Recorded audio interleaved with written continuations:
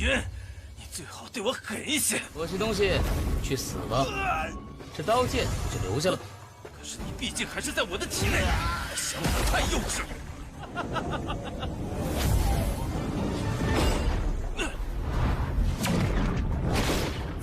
天殿，我就帮穆公子料理吧。天天，该停手了吧？你老祖宗，滚一边！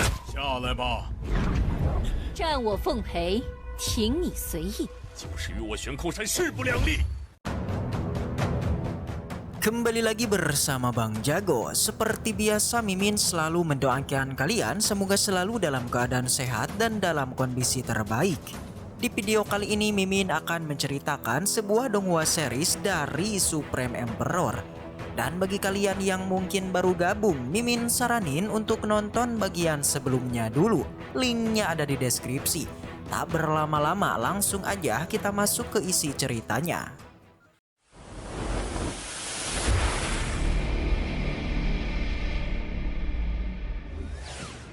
Cerita kembali dilanjutkan yang masih memperlihatkan Muyun yang terus saja melakukan serangan kepada Xuan Wuxin sampai-sampai dia itu tidak ada waktu untuk menarik napas. Xuan Wuxin hanya bisa bertahan dari serangan Muyun, namun tentu jika terus bertahan aja, dia itu sama aja dengan menunggu waktu untuk dikalahkan.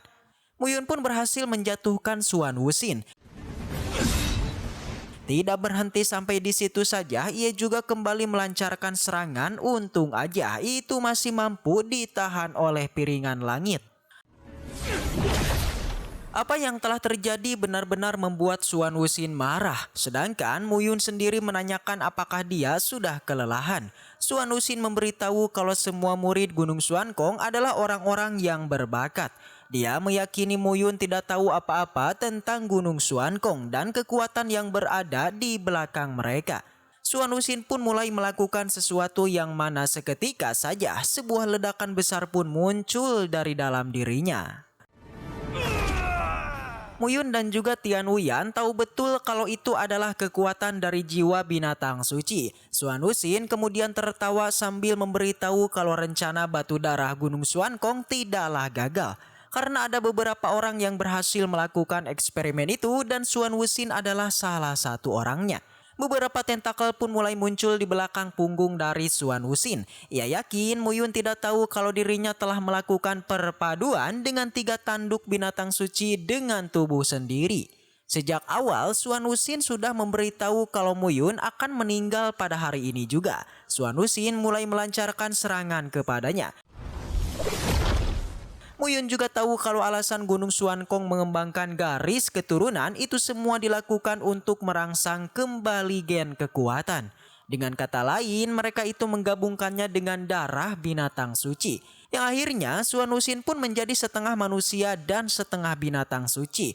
Muyun masih terlihat santuy menghindari setiap serangan yang ia lancarkan. Xuan Wuxin tidak peduli jika dirinya menggunakan gabungan darah. Karena asalkan dirinya menjadi kuat, dia itu tidak perlu mengkhawatirkan apapun lagi. Muyun menganggap Xuan Wuxin ini sudah gila karena dia itu masih tetap bahagia meskipun telah menjadi binatang buas. Xuan Wuxin yang sudah tenggelam dalam amarahnya sama sekali tidak peduli dan apa yang Muyun katakan. Ia kembali lagi melancarkan serangan kepada Muyun. Meskipun Xuan Wuxin telah menggunakan kekuatan dari binatang suci, namun seberapa keras pun dia ingin menghabisi Muyun, semua itu sia-sia aja. Sampai pada akhirnya Xuan Wuxin menyadari kalau tanduk binatang sucinya memiliki rasa takut kepada Muyun. Ia pun menjadi penasaran sebenarnya Muyun menyembunyikan apa di dalam tubuhnya.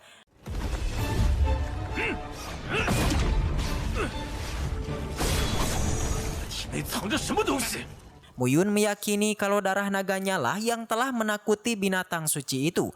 Secara naluri, para binatang suci akan takut kepada binatang suci yang jauh lebih kuat darinya.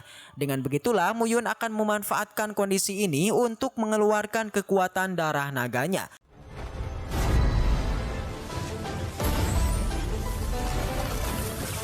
Di saat Xuan Wuxin melancarkan serangan, terlihat kalau dia itu sama sekali tidak mampu menyentuh Muyun. Ia pun menjadi kebingungan sendiri karena tanduk binatang sucinya tidaklah mendengarkan apa yang dirinya katakan. Muyun memberitahu kalau Xuan Wuxin sudah tidak bisa berbuat apapun lagi. Dan benar aja, di saat itu juga tanduk binatang sucinya malah menyerang diri sendiri. Xuan Wuxin yang sudah tidak bisa berbuat apa-apa, kini hanya tinggal menunggu waktu ajalnya tiba. Sayang sekali Baiju datang untuk menyelamatkannya. Dirinya pun lantas meminjam pedang Xuan Wuxin agar bisa menghabisi Muyun. Awalnya Xuan Wuxin agak ragu nih, tetapi karena kebencian kepada Muyun, akhirnya dia pun meminjamkan senjatanya tersebut. Di sini Xuan Wuxin meminta Baiju untuk tidak menghabisi Muyun karena dia itu ingin menangkapnya dan menginterogasinya secara perlahan. Baiju pun paham dan akan menuruti perkataannya. Tapi di saat Xuan Wuxin ingin memakan sebuah pil, Baiju pun berbalik arah dan langsung menancapkan pedang ini ke tubuhnya. Baiju memberitahu kalau Xuan Wuxin hanya akan menyia-nyiakan pil ini aja. Jadi lebih baik itu diberikan kepada dirinya. Di sana Xuan Wuxin sama sekali tidak menyangka kalau dia itu akan dikhianati. Tapi bagi Baiju kematian Xuan Wuxin adalah percobaan untuk Gunung Xuankong. Karena selama dia hidup maka sumber daya Gunung Xuankong mereka itu hanya disia-siakan. Jadi lebih baik dirinya lah yang menjadi murid utama di Gunung Xuankong. Baiju pun meminta seniornya itu untuk mati dengan tenang. Baiju pun berteriak memberitahu kalau Muyun telah menghabisi seniornya. Tidak hanya itu saja, Baiju juga berakting kalau dirinya itu berusaha untuk membantunya. Namun Muyun lebih dulu menghabisi Xuan Wuxin. Berhubung Baiju sudah puas bersenang-senang, Muyun memintanya untuk melawan dirinya. Baiju memberitahu kalau dia tidak akan membuat kesalahan yang sama seperti apa yang Xuan Wuxin lakukan. Baiju cukup percaya diri kalau Muyun tidak memiliki kemampuan untuk menghabisi dirinya. Selain itu, dirinya juga masih memiliki pil poin immortal. Jika dirinya mati, maka Baiju bisa memiliki alasan untuk memakan pil tersebut. Muyun paham dan akan mengabulkan permintaannya. Dia juga memintanya untuk tidak menyalahkan dirinya karena Baiju akan Muyun kirim menemui Xuan Wuxin. Baiju dengan santuy meyakini kalau Muyun tidak akan menghabisi dirinya. Alhasil senjata Muyun pun berhasil tertancap ke dadanya Baiju. Namun ini tidak membuatnya takut, justru dia ini meminta Muyun untuk lebih kejam lagi. Karena jika tidak, Muyun itu akan dirinya habisi. Pada akhirnya serangan Muyun pun berakibat fatal kepada Baiju. Tapi dia masih belum puas karena serangan Muyun masih belum cukup untuk segera menghabisinya. Atas permintaannya, Muyun pun melancarkan serangan agar bisa mengirim Baiju ke dunia lain dan berhasil membuat Baiju kesakitan. Dia pun memberitahu Muyun kalau dirinya ini termasuk dalam klan ular hitam Tianyin. Jadi setidaknya mereka itu harus melalui perubahan hidup dan mati untuk meningkatkan kekuatan. Dia pun berterima kasih kepada Muyun karena siklus hidup dan matinya telah menjadi krisis. Dan Baiju pun memakan pil poin immortalnya. Muyun baru sadar kalau Baiju itu berasal dari klan ular hitam Tianyin. Baiju kembali berterima kasih kepada dia karena berkat pil ini kultivasinya bisa kembali meningkat. Muyun tidak terlalu peduli karena selama Baiju memakan pil itu, maka dia akan mengambil pedang poin immortal.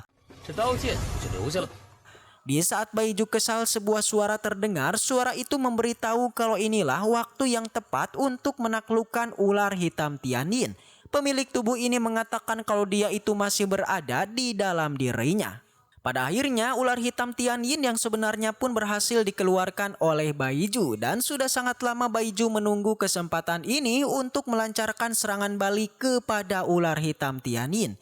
Ia tidak mempermasalahkan pil poin immortal yang dimakan oleh ular itu. Namun ambisi besarnya menjadi binatang suci legendaris hanya menjadi angan-angan aja. Sebab Baiju berhasil melawan balik dirinya dan langsung menghabisi ular itu. Muyun tidak habis pikir kalau Baiju benar-benar licik. Tapi bagi Baiju untuk mencapai tujuan yang lebih besar lagi, kekuatan aja tidak cukup karena mereka juga harus memiliki kepintaran.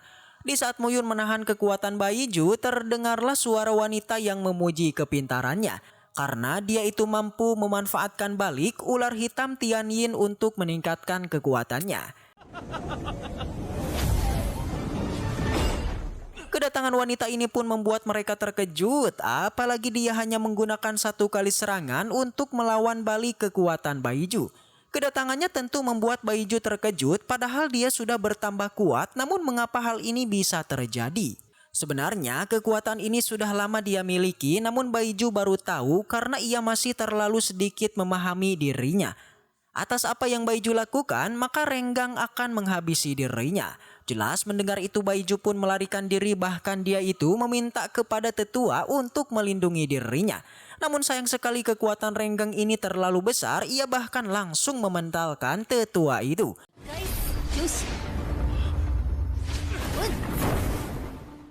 Muyun juga memberikan pujian kepada kekuatannya. Ia penasaran apakah wanita ini sudah bersembunyi dalam waktu yang cukup lama. 3 tetua kembali datang untuk melindungi Baiju. Di saat itu juga pria yang sejak tadi bersembunyi pun mulai menampakkan dirinya dan langsung menyerang kepada para tetua yang membuat mereka terpental. Baiju penasaran siapakah orang-orang ini. Renggang memberitahu kalau ada banyak hal yang telah terjadi di dunia ini. Mereka melibatkan begitu banyak emosi dan bahkan dipenuhi oleh pikiran jahat. Baiju pun terkejut karena mereka itu berasal dari Istana Lautan Pahit. Melihat hal itu, Muyun pun teringat dengan Kusing yang sepertinya mereka adalah orang-orang yang Kusing kirim. Sepertinya itu benar adanya, karena wanita ini memberitahu tentang pesan tuannya, yakni jika ada waktu, dialah yang akan menemui Muyun. Berhubung ini adalah pertemuan pertama mereka, jadi Renggang akan memberikan hadiah, yakni membantu Muyun dalam menghabisi pria di hadapan mereka. Baiju yang ketakutan meminta Jiu Seng untuk menyelamatkan dirinya, akan tetapi Ye Qiu tidak akan membiarkan hal itu terjadi. Sampai akhirnya muncul seorang tetua yang meminta istana Kutian berhenti. Di saat lalu, Renggang itu dulunya adalah murid dari Gunung Xuankong. Ia juga mengingatkan kalau Xuan Wuxin baru saja meninggal, jadi seharusnya ini sudah lebih dari cukup. Kedatangannya itu membuat Baiju senang, akan tetapi leluhurnya langsung aja memberikan pukulan karena ulah dari Baiju sampai membuatnya keluar dari persembunyiannya.